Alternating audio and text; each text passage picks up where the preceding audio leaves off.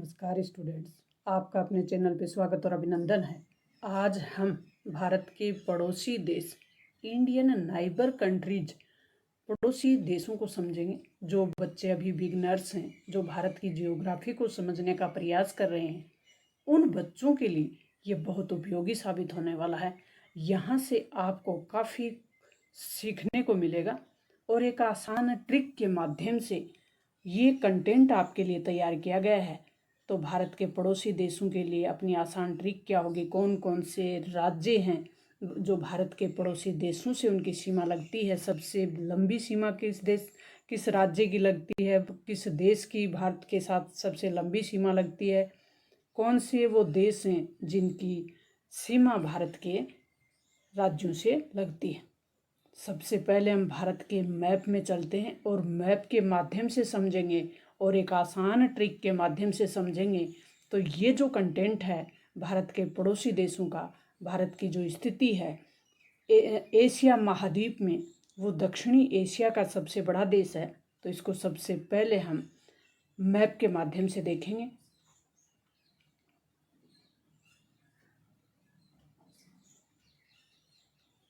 भारत के पड़ोसी देश जिनकी स्थलीय सीमा यानी भूमि से लगी हुई सीमा है, वो देश कितने हैं?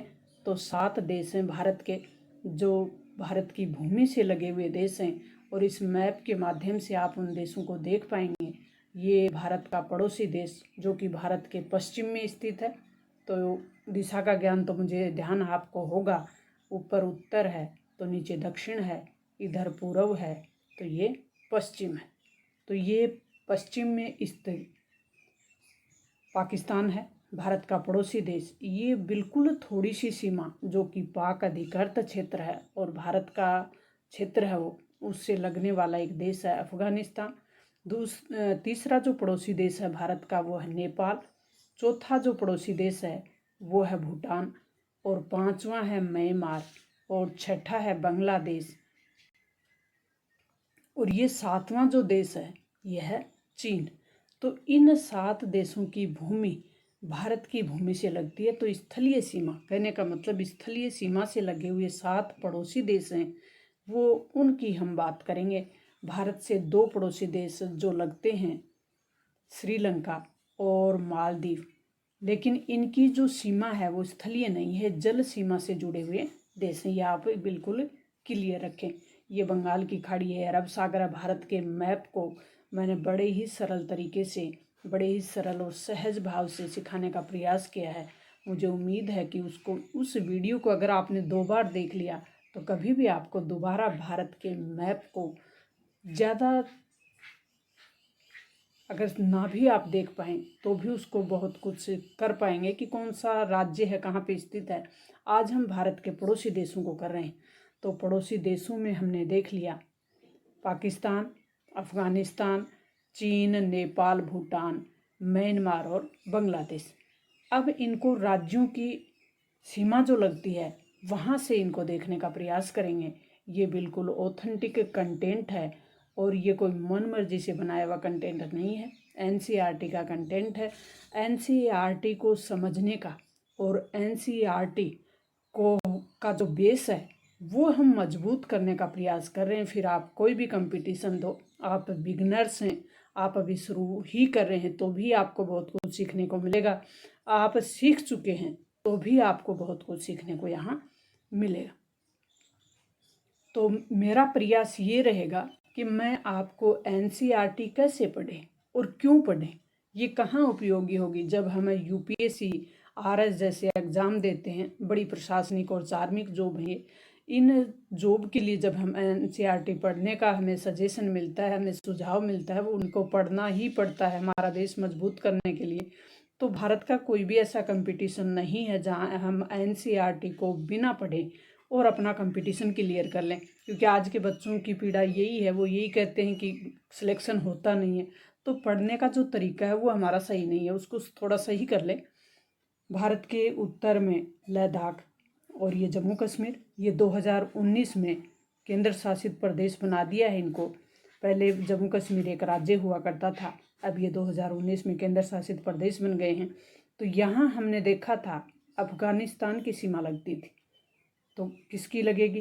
केंद्र शासित प्रदेश लद्दाख की सीमा अफगानिस्तान से लगती है और पाक अधिकृतीय क्षेत्र है। 1948 में एक घटनाक्रम हुआ जिसमें पाकिस्तान ने ये जो क्षेत्र है इस पे नियंत्रण कर लिया था और ये पाक अधिकृत पीओके कहलाता है। ये पाकिस्तान से लगने वाले राज्य हैं, जैसे जम्मू कश्मीर जो कि एक केंद्र शासित प्रदेश है, पंजाब, राजस्थान और गुजरात।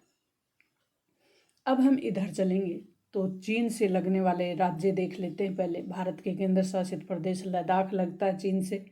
राज्यों में हिमाचल प्रदेश, उत्तराखंड और फिर अपना अरुणाचल प्रदेश और सिक्किम।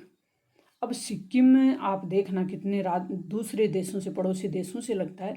तो पड़ोसी देश जिसमें चीन से लगने वाले राज्य हमने देखे, पड़ोसी देश जो पाकिस्तान से लगने वाले भारत के राज्य हमने देखे, अफगानिस्तान से लगने वाले राज्य जो एक केंद्र शासित प्रदेश है उसको हमने देख लिया। फिर हम इनको ये भी देखेंगे कि कौन से देश से हमारी राज्यों की सीमा या भारत की सीमा सबसे अधिक लंबी लगती है, सबसे कम किसके साथ लगती है, उसको भी एक ट्रिक के माध्यम से याद करेंगे, फिर आप कभी नहीं भूलेंगे। बांग्लादेश से, अब बांग्लादेश से देखते हैं अपन। ये ग्रीन कलर में है, ये पश्चिमी बंगाल है, ये अपना असम है और ये मेघालय, ये त्रिपुरा और ये येलो कलर है वो मिजोरम है, क्योंकि यहाँ तक बांग्लादेश फैला हुआ है। अब बांग्लादेश से लगने वाले राज्यों को हमने देख लिया। अब यहाँ ये भी ध्यान देने वाली बात है कि ये जो त्रिपुरा है इसको बांग्लादेश ने 3 ओर से घेर रखा है। तो ये भी आप ध्यान रखें कि किस राज्य की सीमा दूसरे देश से 3 तरफ से घिरी हुई है।